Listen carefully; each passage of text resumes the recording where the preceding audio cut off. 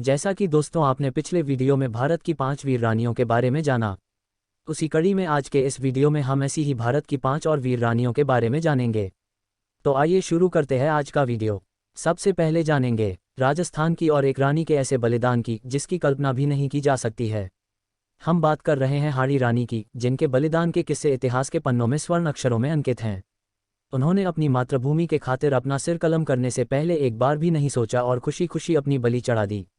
हाड़ी रानी के बलिदान की कहानी सुनकर लोगों का मन विचलित हो जाता है।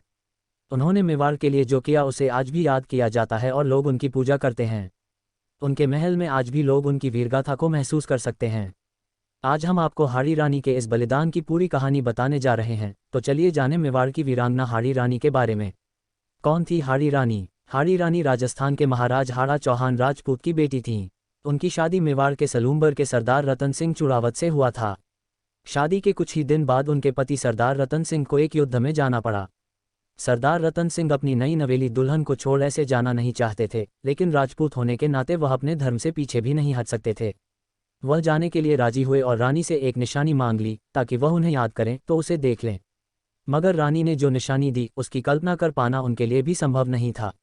मेवाड़ की जीत के लिए ऐसे दिया बलिदान। किंवदंतियों के अनुसार किशनगढ़ के राजा मान सिंह और औरंगजेब के बीच युद्ध होना था और औरंगजेब ने किशनगढ़ पर आक्रमण की पूरी तैयारी पहले से की हुई थी। इधर मेवाड़ के राजा राज सिंह औरंगजेब को किशनगढ़ से पहले रोकना चाहते थे, इसलिए उन्होंने यह जिम्मेदारी राव रतन सिंह को सौंप दी। रतन सिंह की शादी को कुछ ही दिन हुआ था और उन्हें अपनी रानी से दूर होना खल रहा था। युद्ध में जाने का मन न होते हुए भी उन्हें जाना पड़ा, लेकिन जाने से पहले उन्होंने अपने सैनिक को रानी से उनकी निशानी मांगी ताकि युद्ध में उन्हें रानी की जुदाई का एहसास न हो। हाड़ी रानी समझ चुकी थी कि उनके पति प्रेम के मोह में हैं और शायद वह अपना काम ठीक से न कर पाएं। यह सोचते हुए उन्होंने रतन सिंह के लिए एक पत्र लिखा और पास रखी तलवार से अपने सिर को कलम कर दिया। सैनिक आंखों में आंसू लिए उनका सिर और पत्र रतन सिंह को देने पहुंच गया, जिसे देख रतन सिंह भी खुद को रोक नहीं पाए। क्या लिखा था पत्र में? हाड़ी रानी ने अपना सिर कलम करने से पहले जो पत्र रतन सिंह के लिए लिखा था, जिसमें उन्होंने अपने पति की हौसला अफजाई की थी। हाड़ी रानी ने उन्हें युद्ध में आगे बढ़कर दुश्मनों को रोकने के लिए प्रेरित किया था। उन्होंने रतन सिंह पर पूरा विश्वास दिखाते हुए लिखा था कि वह इस काम को पूरी कुशलता से कर सकते हैं। इस पत्र को पढ़कर रतन सिंह खुद को रोक नहीं पाए और हाड़ी रानी का सिर अपने कंधे में बांधकर युद्ध के लिए तैयार हो गए। यह हाड़ी रानी का ही विश्वास था कि वह यह युद्ध जीतेंगे और ऐसा ही हुआ। हाड़ी रानी ने मेवाड़ के लिए बिना सोचे समझे खुद को कुर्बान कर दिया और हमेशा के लिए इतिहास के पन्नों में दर्ज हो गईं। आगे जानेंगे हम रानी द्रौपदी बाई के बारे में। रानी द्रौपदी बाई धार क्षेत्र की क्रांति की सूत्रधार थी। 22 मई 1857 को धार के राजा का देहावसान हो गया। राजा की बड़ी रानी द्रौपदी बाई को ही राज्यभार संभालना पड़ा, क्योंकि आनंदराव बाला साहब नाबालिग थे। अन्य राजवंशों के विपरीत अंग्रेजों ने धार के नाबालिग राजा आनंदराव को मान्यता प्रदान कर दी। वह इसलिए कि ब्रितानी चाहते थे कि क्रांति में धार क्रांतिकारियों का साथ न दें, लेकिन रानी द्रौपदी के हृदय में तो क्रांति की ज्वाला धधक रही थी। रानी के कार्यभार संभालते ही समस्त धार क्षेत्र में क्रांति लपटें फैल गईं। रानी द्रौपदी बाई ने रामचंद्र बापूजी को अपना दीवान नियुक्त किया। बापूजी ने सदा उनका समर्थन किया। इन दोनों ने 1857 की क्रांति में ब्रितानियों का विरोध किया। क्रांतिकारियों की हरसंभव सहायता रानी ने की। रानी के भाई भीमराव भोंसले भी देशभक्त थे। ब्रिटिश सैनिकों ने 22 अक्टूबर 1857 को धार का किला घेर लिया। यह किला मैदान से 30 फुट ऊंचाई पर लाल पत्थर से बना था। किले के चारों ओर 14 गोल तथा 2 चौकोर बुर्ज बने हुए थे। क्रांतिकारियों ने उनका डटकर मुकाबला किया। ब्रितानियों को आशा थी कि वे शीघ्र आत्मसमर्पण कर देंगे, पर ऐसा न हुआ। 24 से 30 अक्टूबर तक संघर्ष चलता रहा। किले की दीवार में दरार पड़ने के कारण ब्रितानी सैनिक किले में घुस गए। रानी द्रौपदी सहित क्रांतिकारी सैनिक गुप्त रास्ते से निकल भागे। कर्नल डूरेंग तो पहले से ही रानी का विरोधी था। उसने किले को ध्वस्त कर दिया। धार राज्य को जब्त कर लिया गया। दीवान रामचंद्र बापू को बना दिया गया। आगे हम सिंध के राजा दाहिर की पुत्रियों के बलिदान के बारे में। सिंध के राजा दाहिर की पत्नियों और पुत्रियों का बलिदान। सिंध के दीवान गुंदुमल की बेटी ने सर कटवाना स्वीकार किया, पर मीर कासिम की पत्नी बनना नहीं। इसी तरह वहां के राजा दाहिर और उनकी पत्नियों और पुत्रियों ने भी अपनी मातृभूमि और अस्मिता की रक्षा के लिए अपनी जान दे दी। सिंध देश के सभी राजाओं की कहानियां बहुत ही मार्मिक और दुखदायी हैं। आज सिंध देश पाकिस्तान का एक प्रांत बनकर रह गया है। राजा दाहिर अकेले ही अरब और ईरान के दरिंदों से लड़ते रहे। उनका साथ किसी ने नहीं दिया, बल्कि कुछ लोगों ने उनके साथ गद्दारी की। दाहर या दाहिर 679 में सिंध के राजा बने। सिंधु देश पर राजपूत वंश के राजा राय साहसी का राज्य था। राय साहसी का कोई उत्तराधिकारी नहीं था, अतः उन्होंने अपने प्रधानमंत्री कश्मीरी ब्राह्मण चच को अपना राज्य सौंपा। राजा दरबारियों एवं रानी सोहंदी की इच्छा पर राजा चच ने रानी सोहंदी से विवाह किया। राजा दाहिर चच के पुत्र थे। राजा चच की मृत्यु के बाद उनका शासन उनके भाई चंदर ने संभाला, जो कि उनके राजकाल में प्रधानमंत्री थे। राजा चंदर ने 7 वर्ष तक सिंध पर राज्य किया। इसके बाद राज्य की बागडोर महाराजा दाहिर के हाथ में आ गई। सिंध का समुद्री मार्ग पूरे विश्व के साथ व्यापार करने के लिए खुला हुआ था। सिंध के व्यापारी उस काल में भी समुद्र मार्ग से व्यापार करने दूर देशों तक जाया करते थे और अरब, इराक, ईरान से आने वाले जहाज सिंध के देवल बंदर होते हुए अन्य देशों की तरफ जाते थे। जहाज में सवार अरब व्यापारियों के सुरक्षाकर्मियों ने देवल के शहर पर बिना कारण हमला कर दिया और शहर से कुछ बच्चों और औरतों को जहाज में कैद कर लिया। जब इसका समाचार सूबेदार को मिला तो उसने अपने रक्षकों सहित जहाज पर आक्रमण कर अपहृत औरतों और बच्चों को बंधनमुक्त कराया। अरबी जान बचाकर अपना जहाज लेकर भाग खड़े हुए। उन दिनों ईरान में धर्मगुरु खलीफा का शासन था। हजाज उनका मंत्री था। खलीफा के पूर्वजों ने सिंध फतह करने के मंसूबे बनाए थे, लेकिन अब तक उन्हें कोई सफलता नहीं मिली थी। अरब व्यापारी ने खलीफा के सामने उपस्थित होकर सिंध में हुई घटना को लूटपाट की घटना बताकर सहानुभूति प्राप्त करनी चाहिए। खलीफा स्वयं सिंध पर आक्रमण करने का बहाना ढूंढ रहा था। उसे ऐसे ही अवसर की तलाश थी। उसने अब्दुल्ला नामक व्यक्ति के नेतृत्व में अरबी सैनिकों का दल सिंध विजय करने के लिए रवाना किया। युद्ध में अरब सेनापति अब्दुल्ला को जान से हाथ धोना पड़ा। खलीफा अपनी हार से तिलमिला उठा। 10,000 सैनिकों का एक दल ऊंट घोड़ों के साथ सिंध पर आक्रमण करने के लिए भेजा गया।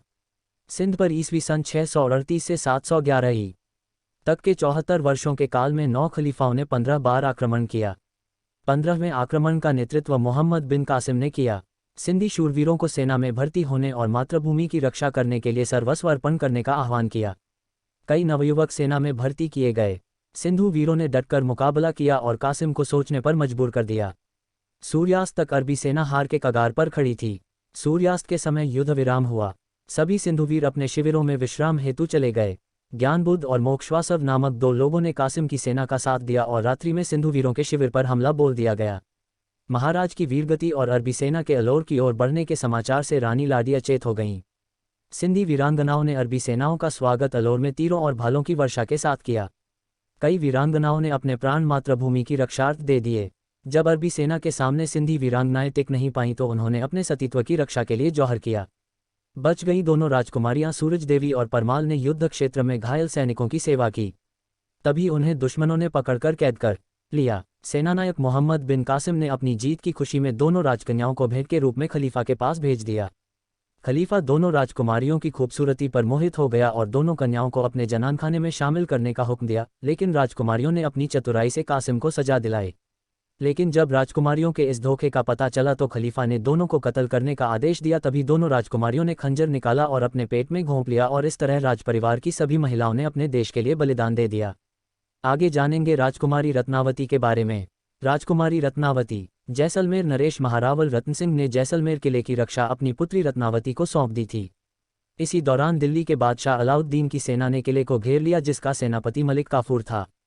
किले के चारों ओर मुगल सेना ने घेरा डाल लिया, किंतु राजकुमारी रत्नावती इससे घबराई नहीं और सैनिक वेश में घोड़े पर बैठी किले के बुर्जों व अन्य स्थानों पर घूम घूमकर सेना का संचालन करती रहीं। अतः उसने सेनापति काफूर सहित 100 सैनिकों को बंधक बना लिया। सेनापति के पकड़े जाने पर मुगल सेना ने किले को घेर लिया। किले के भीतर का अन्न समाप्त होने लगा। राजपूत सैनिक उपवास करने लगे। रत्नावती भूख से दुर्बल होकर पीली पड़ गई, किंतु ऐसे संकट में भी राजकुमारी रत्नावती द्वारा राजधर्म का पालन करते हुए अपने सैनिकों को रोज 1 मुट्ठी और मुगल बंदियों को 2 मुट्ठी अन्न रोज दिया जाता रहा। अलाउद्दीन को जब पता लगा कि जैसलमेर किले में सेनापति कैद है और किले को जीतने की आशा नहीं है तो उसने महारावल रत्न सिंह के पास संधि प्रस्ताव भेजा। राजकुमारी ने एक दिन देखा कि मुगल सेना अपने तंबू डेरे उखाड़ रही है और उसके पिता अपने सैनिकों के साथ चले आ रहे हैं। मलिक काफूर जब किले से छोड़ा गया तो उसने कहा, यह राजकुमारी साधारण लड़की नहीं, यह तो वीरांगना के साथ देवी भी हैं। इन्होंने खुद भूखी रहकर हम लोगों का पालन किया है। ये पूजा करने योग्य आदरणीय हैं। आगे जानेंगे भारत पुत्र महाराणा प्रताप की वीर पुत्री चंपा के बारे में। वीर बाला चंपा। महाराणा प्रताप वन भटक रहे थे, किंतु उन्होंने मुगलों के सामने झुकना मंजूर नहीं किया। महाराणा के साथ उनके बच्चों को दिन रात पैदल चलना पड़ता था। बच्चों को उपवास भी करना पड़ता था। 3-3, 4-4 दिन जंगली बेर व घास की रोटियों पर निकल जाते। महाराणा की पुत्री चंपा 11 वर्ष की थी। चंपा एक दिन अपने 4 वर्षीय भाई के साथ नदी किनारे खेल रही थी। कुमार को भूख लगी थी। वह रोटी मांगते हुए रोने लगा। उस 4 वर्ष के बच्चे में समझ कहाँ थी कि उसके माता पिता के पास अपने युवराज के लिए रोटी का टुकड़ा भी नहीं है। चंपा ने अपने भाई को कहानी सुनाकर वह फूलों की माला पहनाकर बहला दिया। राजकुमार भूखा ही सो गया। चंपा जब अपने छोटे भाई को गोद में लेकर माता के पास सुलाने आई तो महाराणा को चिंता में डूबे हुए देखकर बोली, पिताजी, आप चिंतित क्यों हैं? बेटी, हमारे यहाँ एक अतिथि पधारे हैं। आज ऐसा भी दिन आ गया है कि चित्तौड़ के राणा के यहाँ से अतिथि भूखा चला जाए। महाराणा ने उत्तर दिया। चंपा बोली, पिताजी, आप चिंता न करें, हमारे यहाँ से अतिथि भूखा नहीं जाएगा। आपने मुझे कल जो 2 रोटियां दी थीं वे मैंने भाई के लिए बचाकर रखी थीं, वह सो गया है। मुझे भूख नहीं है, आप उन रोटियों को अतिथि को दे दीजिए। पत्थर के नीचे दबाकर रखी घास की रोटियां पत्थर हटाकर चंपा ले आई। थोड़ी सी चटनी के साथ वे रोटियां अतिथि को दे दी गईं। अतिथि रोटी खाकर चला गया। महाराणा बेटी के त्याग को देखकर द्रवित हो उठे, उनसे अपने बच्चों का कष्ट देखा नहीं गया। उस दिन उन्होंने अकबर की अधीनता स्वीकार करने के लिए पत्र लिखा।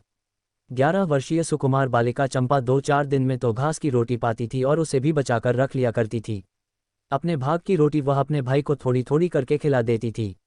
भूख के मारे वह स्वयं दुर्बल व कृशकाय हो गई थी। एक दिन वह भूख से मूर्छित हो गई। महाराणा ने उसे गोद में उठाते हुए रोकर कहा, मेरी बेटी, अब मैं तुझे और कष्ट नहीं दूंगा। मैंने अकबर को पत्र लिख दिया है। यह सुनकर चंपा मूर्छा में भी चौंक पड़ी, बोली, पिताजी, आप यह क्या कहते हैं? हमें मरने से बचाने के लिए आप अकबर के दास बनेंगे? पिताजी, हम सब क्या कभी मरेंगे नहीं? पिताजी, देश को नीचा मत दिखाए। आपको मेरी शपथ है, आप अकबर की अधीनता कभी स्वीकार न करें। इन वचनों के साथ ही मासूम चंपा महाराणा की गोद में ही सदा के लिए चुप हो गई। कहा जाता है कि जब अकबर के दरबार में महाराणा का पत्र पहुंचा तो पत्र देखकर पृथ्वीराज जी ने पत्र की विश्वसनीयता पर सवाल उठाते हुए महाराणा को पत्र लिखा और उसे पढ़कर महाराणा ने अकबर की अधीनता स्वीकार करने का विचार त्याग दिया। लेकिन कुछ लोगों का मानना है कि बालिका चंपा ने अपने बलिदान से ही महाराणा को दृढ़ता देकर भारतीय गौरव की रक्षा की। आज के वीडियो में इतना ही। तो दोस्तों, कैसी लगी आपको ये जानकारी? कमेंट करके जरूर बताना। इसी प्रकार की और भी जानकारी पाने के लिए हमारे YouTube चैनल हिंद जी के एग्जाम को सब्सक्राइब, लाइक, शेयर जरूर करें। धन्यवाद।